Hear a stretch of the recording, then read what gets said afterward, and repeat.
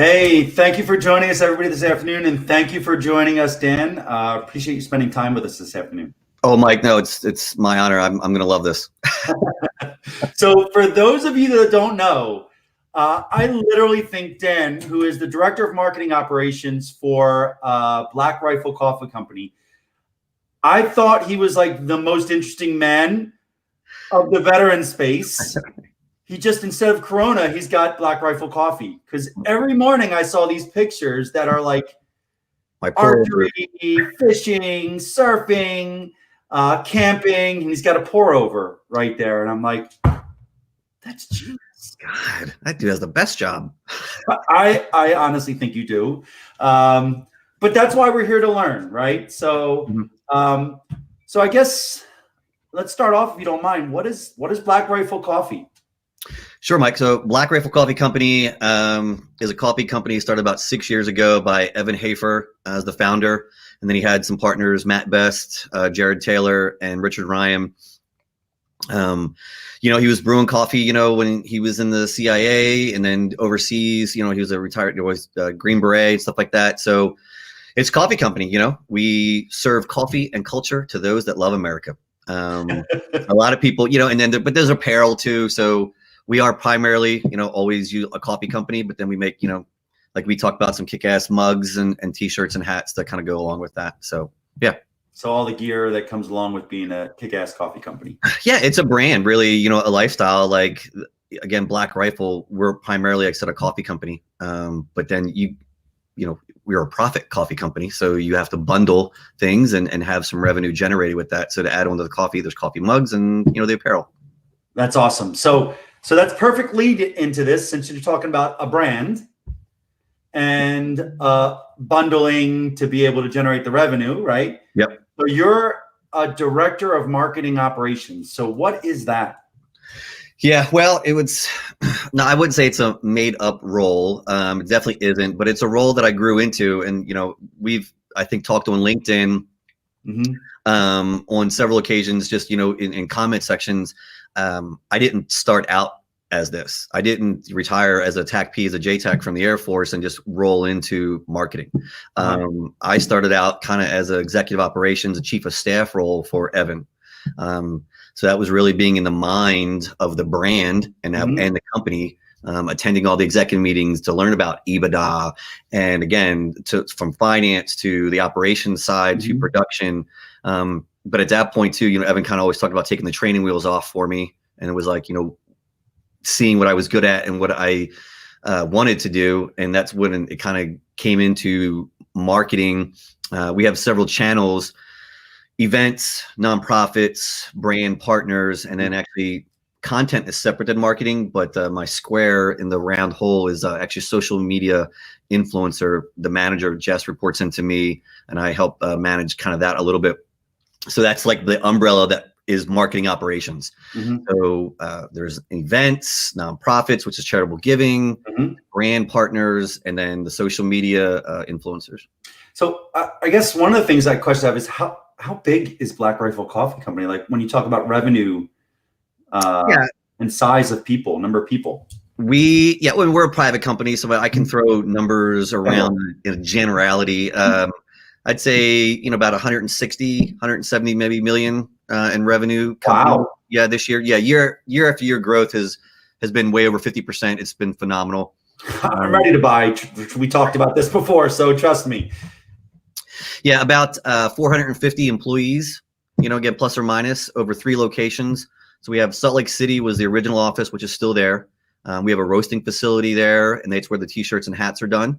And then we have Salt Lake, San Antonio. That's where I'm at. So the San Antonio office is marketing, finance, customer service is here. No coffee production is here. And then Manchester, Tennessee. So Manchester, Tennessee is where we do about 80% of the roasting. And that's our true roasting facility, which is just south of Nashville. Okay. Oh, wow. Yep. So you're kind of spread out a little bit, but that makes sense for an organization that size. Sure. Yeah. And we're growing with retail shops. So we have a franchise with Nine Line. Nine Line Apparel has one in Savannah, Georgia. Yep. And then we have one in Bernie, Texas. And then we have a company-owned store here in San Antonio as well. So are you any plans to come out to the DC area?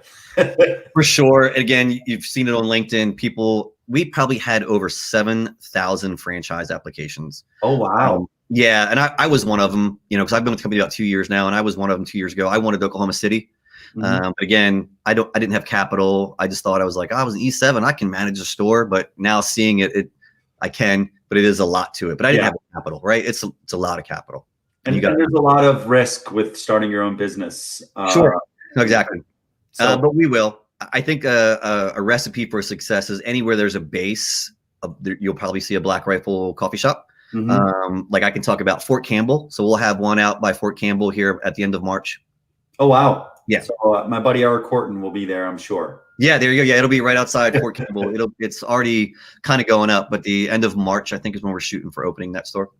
Awesome. Well, we got a lot of Black Rifle Coffee Company fans that are signing in. So, so let's talk about, you know, to grow to that size, to become a brand, there absolutely has to be an investment in marketing, right? And in sales and everything else like that.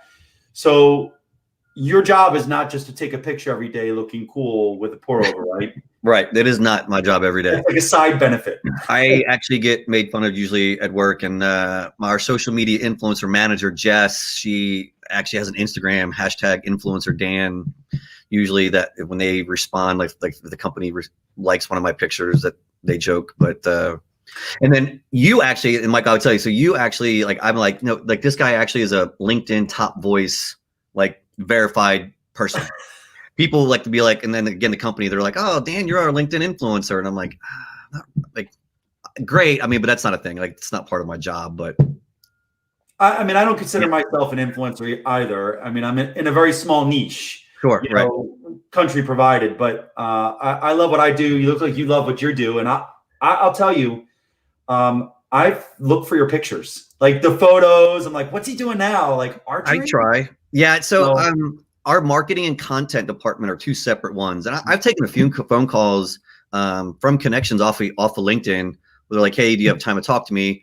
And again, I think I talked about it on one of your posts. If there's a connection I have with someone, like I'll share my phone number and I'll share like 15 minutes with them and talk.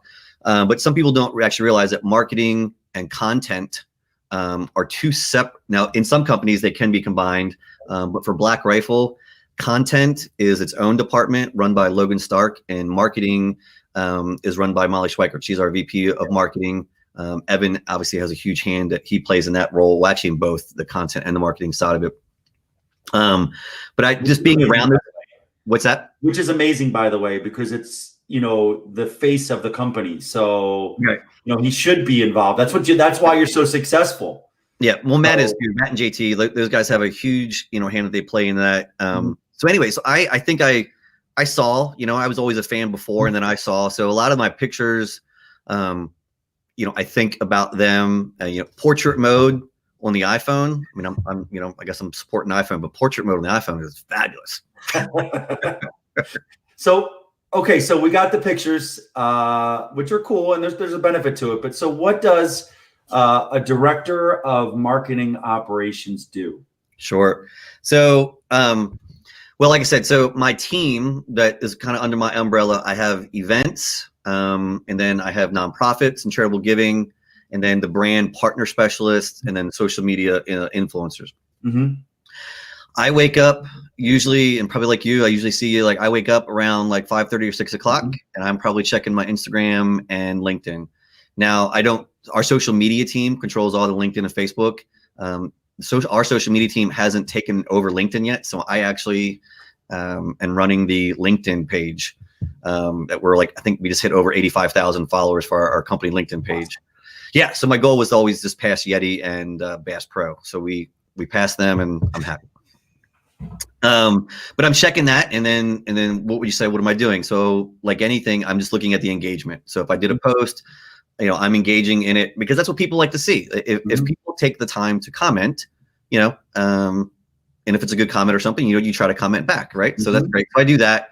And then I'm looking at emails, and I've read stuff where they, like, a lot of executives, maybe they don't read emails, but I read my emails first thing in the morning. I'm one of those guys, I can't have my email have a number there on my inbox. I like to get it to 0. So I will look at those first thing in the morning, see what I have to do, prioritize.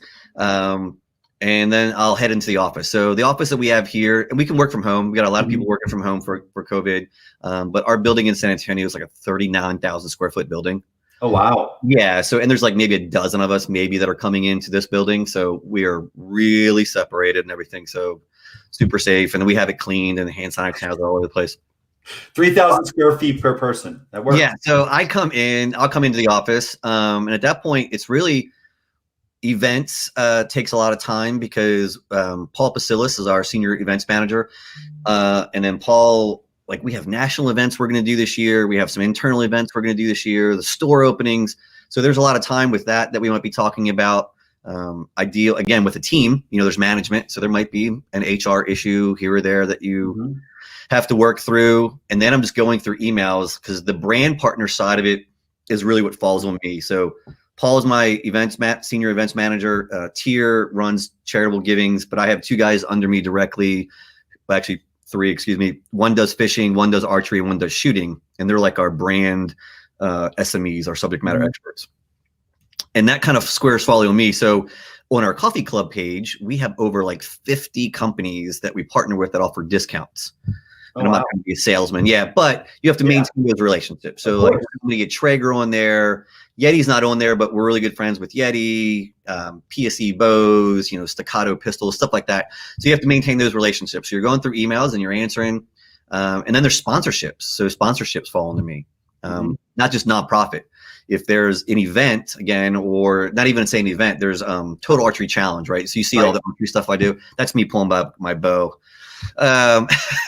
So we're subtitle sponsors on the Total Archery Challenge. Well, that's a sponsorship. Well, that's money, right? And so I have to make sure that there's a lot of people who want us to sponsor them. And we're really not into motorsports, I would tell you. So guys and ladies who are hitting me up with motorsports usually, like right now, we're not really big into that. We're big into outdoors and shooting and military and law enforcement. So I'm answering a lot of those emails. And then just freeing up the day from those emails, now it's really working being a PowerPoint wizard. I think, well, I like to tell like some of the guys and girls, that we're working with is that I was on SWAT in Baltimore, and guys that are on a SWAT team usually don't test for sergeant if they like being on SWAT, because if you make sergeant, you have to leave the team, and then you go back to patrol, and then you can come back if there's a sergeant position. So people won't test for sergeant.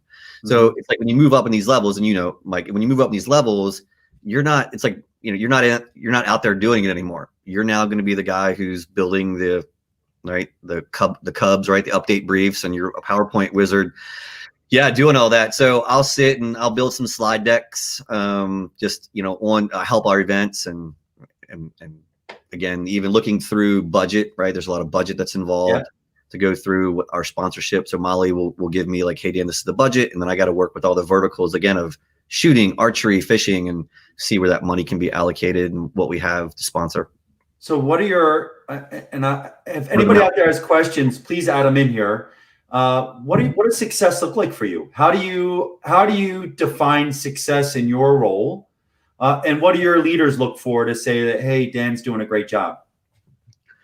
Yeah. Well, first, my determination of success is really, I don't know, not that it's cliche, but is happy. Like, I know if I'm happy throughout the day, that I'm being successful. And if I'm happy, it's because, like, for me, my emails are at zero. If someone had emailed me, I'm the type of guy too. Isaac is my brand partner, SME who does archery. I usually sometimes will answer my phone on the first ring. And like, I know he called me twice yesterday, and he's like, God, that's why I love you, man. Like, first ring pickup. I like being, and again, cliche, like tip of the spear. If we use Slack for our internal comms, if you Slack me, like I'm hitting my Slack up. If you email me, I'll try to get to you.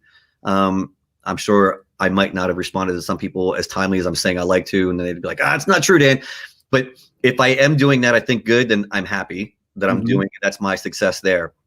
The other part is if Molly gives me a task or Evan gives me a task, something like that too, it's just like, and I get a deadline, then I'm accomplishing it, and then the attaboys. Like I was at the ranch Monday. We have a ranch here we lease, we do all the content with, and I was shooting some archery with Logan and Cole Kramer. He's an Alaskan bear guide. Oh, cool. Yeah, Cole's great.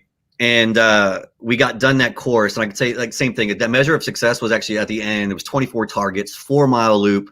We got done, and Logan was all like, "Good job," like because like, he missed some targets, and and it was it was a great day. Something like that's for me is a measure of success when someone can say, "Hey, good job." Okay, so you're actually, don't take this the wrong way. You're not helping. You're making it sound like you literally have the coolest job in the world, and you actually might. But for anybody that wants to go into marketing operations, I mean, like you, at some point, you have to show that you're providing value, that you're helping the company grow, that you're making the salary that they're paying you and your teams, like that's going to something that's verified. So when you talk about, like, I'm sure, do you have to have conversations on, like, with your leadership on success metrics, anything like that? Yeah, Mike, I think even what you said is salary sometimes too. You're paid a salary, right? And hopefully if you're paid a good salary, that's what, what is an internal motivator is I need to earn my salary every day, right? Yeah. Sometimes I've been caught off guard, like Evan, even though I don't work like directly for him now, like he'll still call and be like, "Hey Dan, like, like what are you doing?" Sometimes I'll be like I'm working, man. And like I won't have like a list of what I'm doing, but I know that I'm not just sitting here twiddling my thumbs. And again, when say I was at the ranch when I was shooting on Monday, I mean, that was about 3 or 4 hours out of my day, but my day started like at 6 and I didn't end till 6. Now 4 hours was shooting at archery, but it was for a reason. It's maintaining relationships. Yep. Right. And then so part of that too, the part of maintaining relationships is just being approachable, right, by everybody. Right. So the CEO can approach me to, a warehouse guy can approach me, and you can have conversations and get stuff done. So yeah, that's a good point. So you had the 4-hour cool archery session, right? But there was an 8-hour workday sandwiched around that somewhere where you're answering emails, responding to people, understanding that the interaction people have with Black Rifle Coffee Company a lot of times will go through you. Sure. And it never ends. And I like for that day, I mean, I would like to paint that picture for you. So we got done and Logan went back to like the ranch house that's on the property. And I stayed up at the gate, and I was sitting on the tailgate of my truck, and I was doing emails from my phone. I had 12 unmissed, 12 open, unread emails. I couldn't leave, right? I was like, oh my God. And then it was like 4:30 in the afternoon here, and I had a WebEx with our director of HR. And I didn't want to be on the road for that. So I took the WebEx, call right there from, while outside. So again, and I sat there and I worked through that to again, make sure all my emails got read, and to have a meeting, not driving in the car, so I could give it my full attention. Right. So how did you learn, I guess, what are the most important skills for someone to be successful going into a role like yours when it comes to marketing operations? Yeah. People call me the organizer, or the Horganizer. You got to be organized. Sometimes I don't think I am. Like, I'm not sure sometimes if I'm living up to my nickname, the Horganizer. Yeah. I'm writing it down. I don't know if I live up to my nickname, but I try. So I think you have to try. And even trying, right? Again, cliche is half the battle, right? So if you're trying, like, okay, and people see you're trying. So you got to be organized. Again, like I talked about, approachable, right? And then just responsible. But that's stuff that I learned, again, when we talk about the military, stuff that I learned throughout my career in the military is to be professional, be polite. I mean, there's times when you might have a lapse, sure. But same thing with a police officer, right? You have to have that professional attitude if you're gonna be successful at it. I like to think that I was for the 7 years I was in Baltimore. So that helps me in this role, because again, it gives you the ability, and then adaptable, right? To be able to adapt, and that adaptable is what your approach level is and how you're talking. Are you laid back, or or like, who are you talking to, and to know your audience? I mean, I was air crew, so some of my nerd days in the Air Force, and you'd be with a pilot on a crew, and you could call him John when you're right in the air and no one else is around. But when you land, you're, he's Major so-and-so, Major Smith. Right. You don't call him John, and then how it goes to, right? Yeah, exactly. So you got to be able to have those switches. And then it's funny though, when there's someone critiques someone else because they're like, oh my God. And you're like, yeah, that switch is hard. And I think I have a good control of that switch. There's Paul. Paul is awesome. Paul has been around for ever with Black Rifle. He's like, we call an OG around here. So Black Rifle, real quick, Mike, is like dog years. So while I've only been here 2, it's like 14 years. at the company. The So coffee. Paul, yeah. So Paul's been around almost, Paul, I think about 3 years. So he could almost retire. Yeah. And so I've got, Gene, I think you just answered that question about the adaptability and all that. Yep. Did you have to do any schooling, any courses? I mean, when you came and started working as a chief of staff, like that wasn't with the intent to take over the LinkedIn account and become an influencer yourself, right? It wasn't. So I worked for an aviation company, again, on my LinkedIn profile. Meta Special Aerospace is what it's called now. And I actually was basically the same role, that I was with Evan for the CEO up there at the time, Daryl Wilkerson. So like when I walked into the role, I did have experience, again, to be, again, we called it like a first sergeant or a sergeant major. A chief of staff role is what it really is for the CEO. So I had walked into that, but no, I mean, there's no formal training when it really comes to the social media or the LinkedIn side. It's stuff that you see other people doing, what works. Like my profile for everyone, if you look at it, I'm really long and I am almost like a storyteller on my job descriptions, right? That's how I like to see it, because I think of myself as the storyteller. But no, there was no formal training other than I did take the PMP course. I wouldn't like to admit, but I did not pass on my first try, and I have not time to study for that thing, right? Everyone who out there who is taking it or has passed it or has failed it will tell you, God, trying to maintain a family life, and then a full-time work job and study for that thing. So but I learned a lot from it, and I'll retake it, this year to hopefully end up getting it. But yeah, we're in the same boat. Yeah. I made it about halfway through the online training for that. Was like, I don't want to do this. Like, I have no desire. Like, yes, I know what they're saying, but I have no desire to learn all the new words and take this massive test. And it is, and it's stuff. And we've talked about it when people talk about PMP as leaders, especially senior NCOs. I don't know. And at a company like Black Rifle, like for PMP, like talk about like project charters. Well, we're still so agile and Scrum work for us a little bit more than PMP, but PMP is it's almost like a ranger school. It is a very great leadership school. Yeah. No, and it's a valued certificate out there as well. So definitely. Justin Ellison had a question. He said, if you heard you correctly, did not intend to be marketing operations, that the company needed a role and you were the guy to fill it. Yeah. So actually, I mean, I'm not going to butt hurt Tier.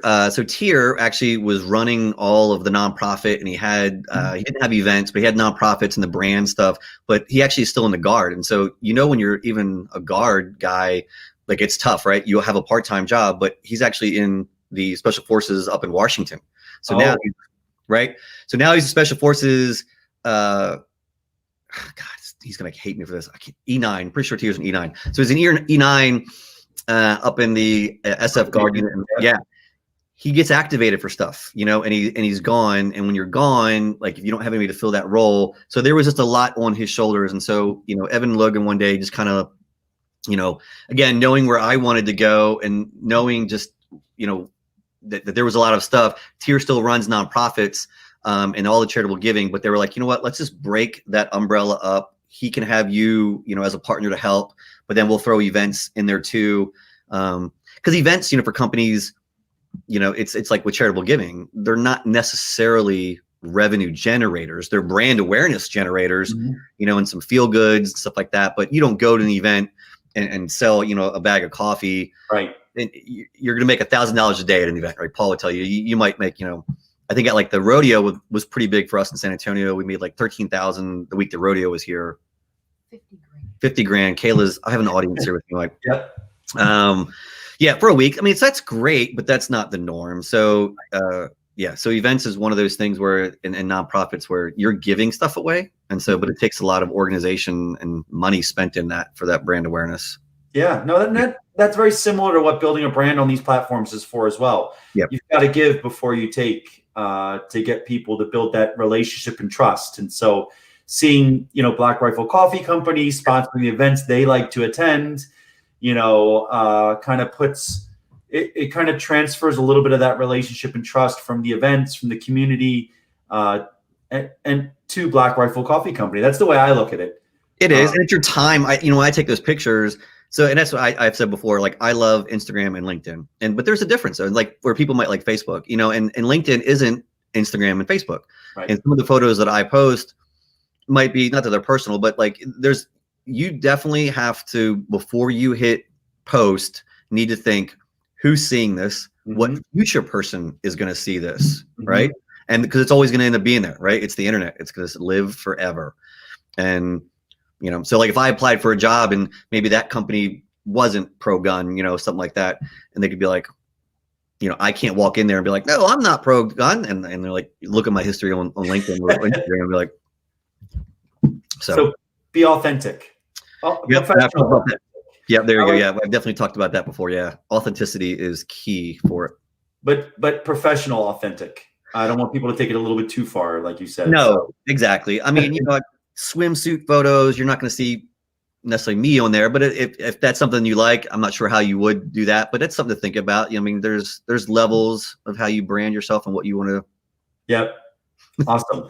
So we've got, I know we're a couple minutes over right now. I don't want to exceed the 30-minute mark. We've got a lot of people that want to reach out to work at Black Rifle Coffee Company. You know, obviously we've got a lot of people that want to either sponsor or become sponsors of Black Rifle Coffee Company. So we can go back through the feed on this and you can engage some of them individually. But any advice?